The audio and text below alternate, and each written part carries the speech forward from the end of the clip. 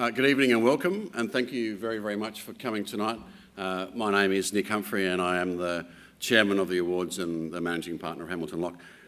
Tonight I'm going to explore with you the 7 deadly sins of leadership and look at some strategies for how to manage those sins in our own teams. So the first sin is greed, an intense and selfish desire for something, usually wealth. And it reminds me of a story when I was a very young lawyer. My boss, who was a partner, had the whole team around for drinks at his opulent mansion on the water with his yacht and his collection of exotic cars. And after dinner, where we indulged in some very nice wines, he put his arm around me and he said, "Nick, if you keep working 10 hours a day, 6 days a week for the next 10 years, I can buy another Bentley." True story. So those leaders who communicate their vision in terms of making more money are more likely to fail, because making more money for the boss is simply not a good motivator. So Simon Sinek's written this great book called It Starts With Why, and what he's exploring is purpose. What is your why? And we all know what we're doing, and a lot of us know how we do it, the secret herbs and spices behind how we deliver our goods and services, but very few of us know why we're doing what we're doing. What's the purpose of our business? Or in French, the raison d'etre. So I can't really tell you what is the purpose of your business, but I think you should ensure it complies with what I call the 3 A's, which are: it needs to be aligned, it needs to be aspirational, and it needs to be authentic. So it needs to be aligned to your own purpose and your own why. And it kind of needs to be aspirational, and you need your team to jump out of bed, excited and ignited to go get something.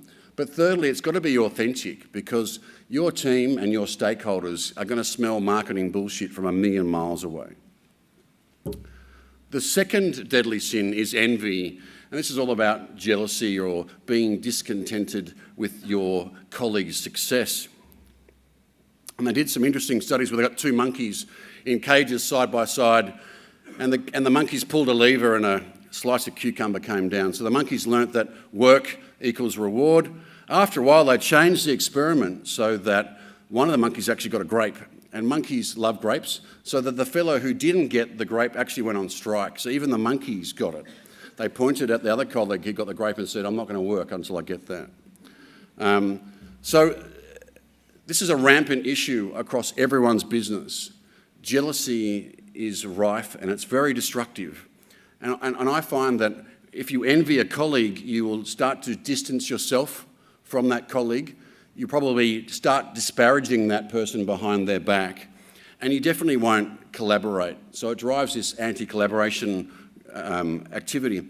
The second thing it does is it drives this bias for external ideas. You'll start to actually prefer to use someone else's idea from outside the firm to protect your own kind of status. And in turn, it drives conflict, staff disengagement and churn, so people start to leave.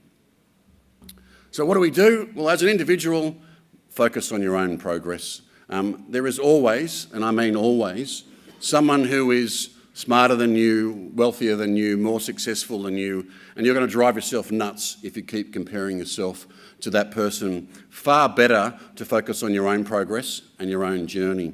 But I guess as a leader, you need to be very sensitive to any signals that you give that may alert people to favouritism. And there's a very simple example. 2 investment bankers on Wall Street both had a great year. One got a bonus of 2.1 million, the other one got a bonus of 2 million. And the fellow who got the lower bonus resigned, and he said, "You obviously don't value me as much as my colleague." It's a true story. Wrath, rage, fury, anger. Now, there are a couple of very, very famous leaders who are known for their tirades, President Trump, Gordon Ramsay, and even Steve Jobs. But I actually think those guys are the exception to the rule, and we shouldn't model ourselves on them. And perhaps their charisma and their revolutionary visions outweigh their tempers. They did all these studies with sports players, and they found that when the coach has that famous halftime spray at the player, a few things happen. Firstly, the player loses confidence. Secondly, they always feel that they perform worse after the display of anger. And third, they actually lose respect for their coach. So what's the opposite of wrath? Is it meekness? There is a saying in the Bible which are, blessed are the meek, for they shall inherit the earth. But in common language, meekness means being weak, submissive, gentle. I actually prefer the original word in Greek, which is praus, and it means power in control or power without undue harshness. And it was used to describe a warhorse who would run into battle calm and in control amongst all the chaos. So what can we learn from pirates about wrath? Yeah, everyone's going, where's he going with this one? So 200 or 300 years ago, pirates had a fantastic business, pillaging the seven seas. And Blackbeard was particularly famous for being barbaric, so famous that many of the merchant ships would hand over their loot without a fight. But the reality was that Blackbeard never actually killed anyone, and he never made actually anyone walk the plank. It was a bit of a myth around his persona. And in fact, the way he ran his crew was quite democratic. Equal split of the loot, no special perks for the captain, and they made decisions by consultation. Sounds good to me.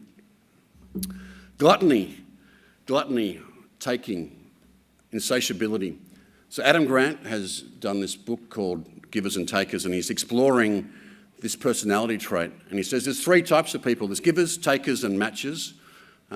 Givers are people who frame a conversation, how can I help you?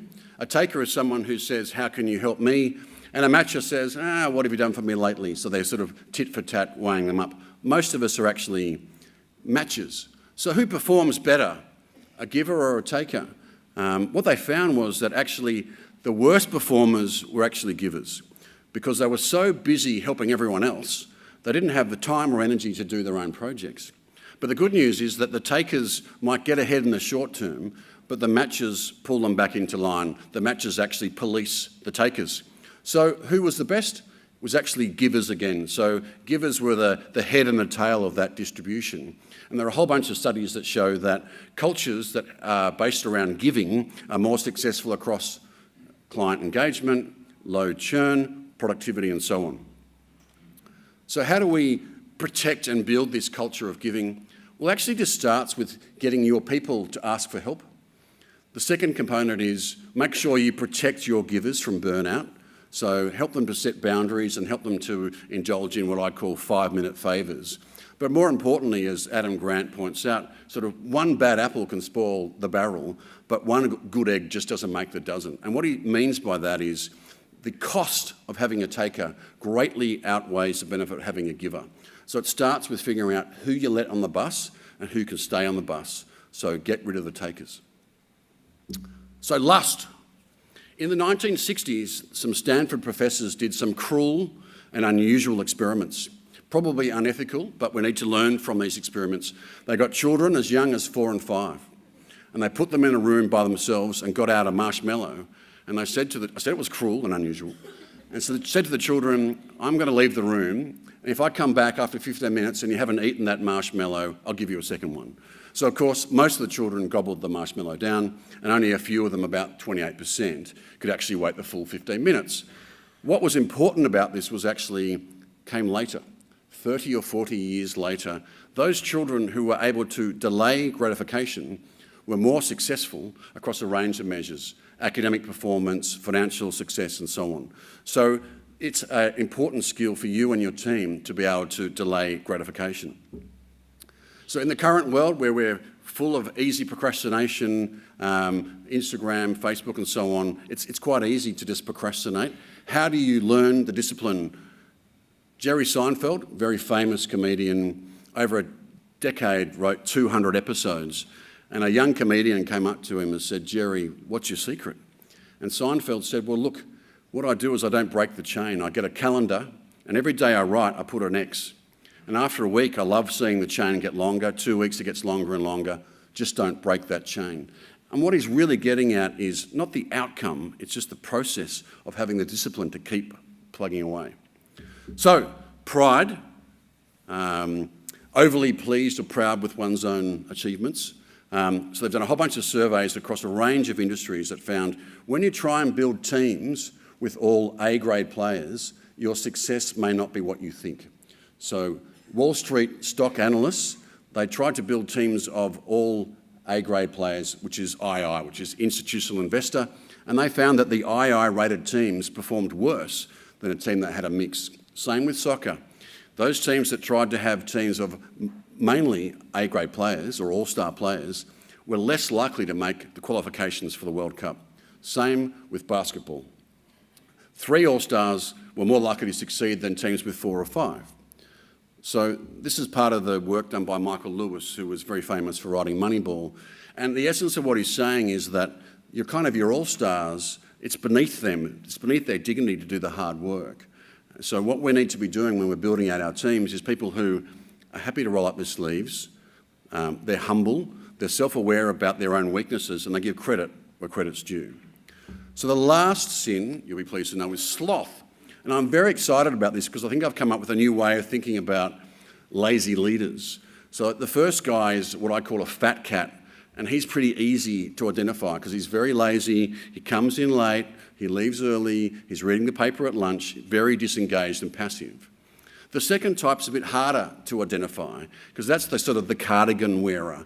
They're really nice, they're very agreeable, but they're very stuck in their ways, they're not trying new strategies.